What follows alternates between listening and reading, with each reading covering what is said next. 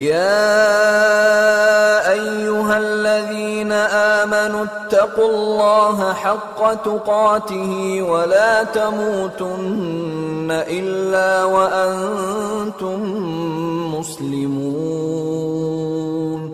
واعتصموا بحبل الله جميعا ولا تفرقوا واذكروا نعمة الله عليكم إذ كنتم أعداء فألف بين قلوبكم فأصبحتم بنعمته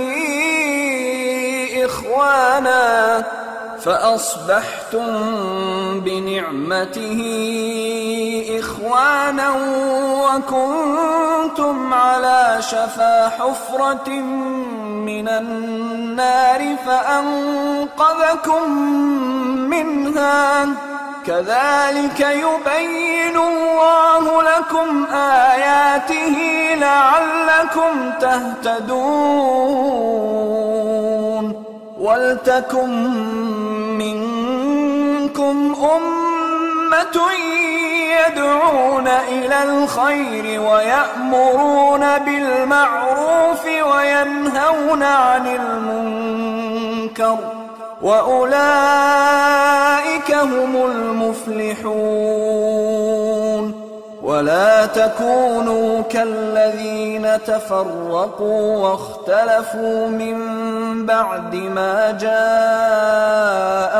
البينات وأولئك لهم عذاب عظيم يوم تبيض وجوه وتسود وجوه فأما الذين اسودت وجوههم أكفرتم بعد إيمانكم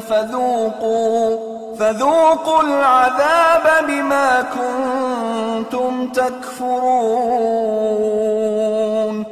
وأما الذين بيضت وجوههم ففي رحمة الله هم فيها خالدون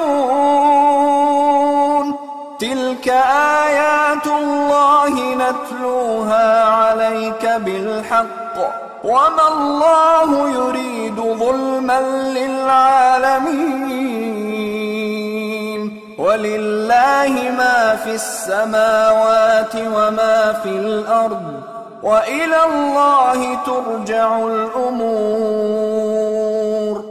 كنتم خير أمة أخرجت للناس تأمرون بالمعروف وتنهون عن المنكر وتؤمنون بالله ولو آمن أهل الكتاب لكان خيرا لهم منهم المؤمنون وأكثرهم الفاسقون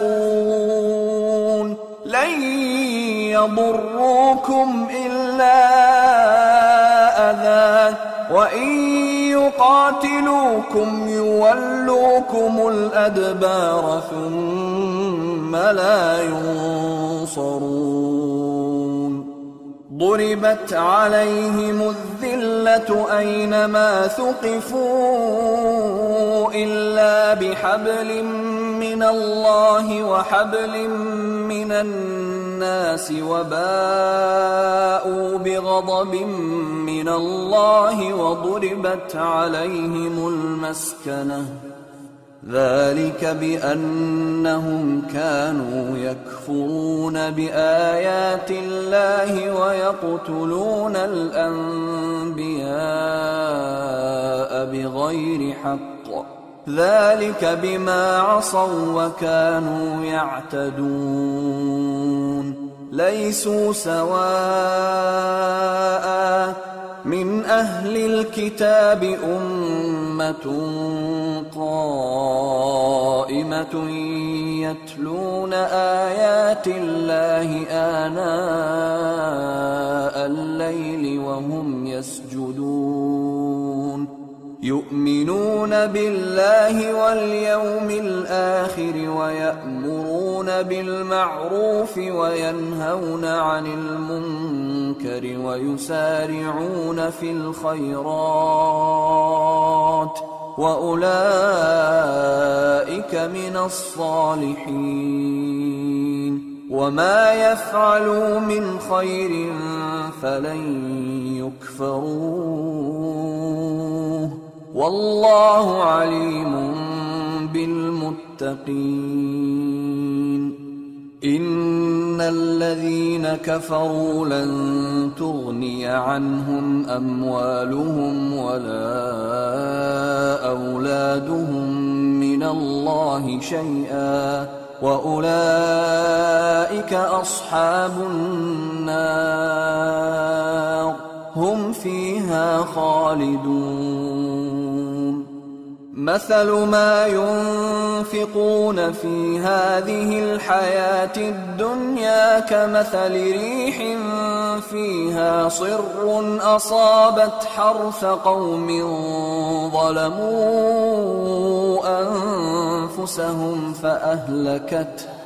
وما ظلمهم الله ولكن أنفسهم يظلمون يا أيها الذين آمنوا لا تتخذوا بطانة من دونكم لا يألونكم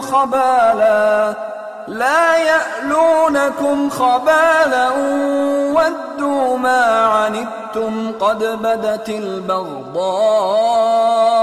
من أفواههم وما تخفي صدورهم أكبر قد بينا لكم الآيات إن كنتم تعقلون ها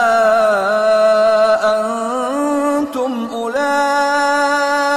تحبونهم ولا يحبونكم وتؤمنون بالكتاب كله وإذا لقوكم قالوا آمنا وإذا خلوا عضوا عليكم الأنامل من الغيظ قل موتوا بغيظكم إن الله عليم بذات الصدور إن تمسسكم حسنة تسؤهم وإن تصبكم سيئة يفرحوا بها وإن تصبروا وتتقوا لا يضركم كيدهم شيئا إن الله بما يعملون محيط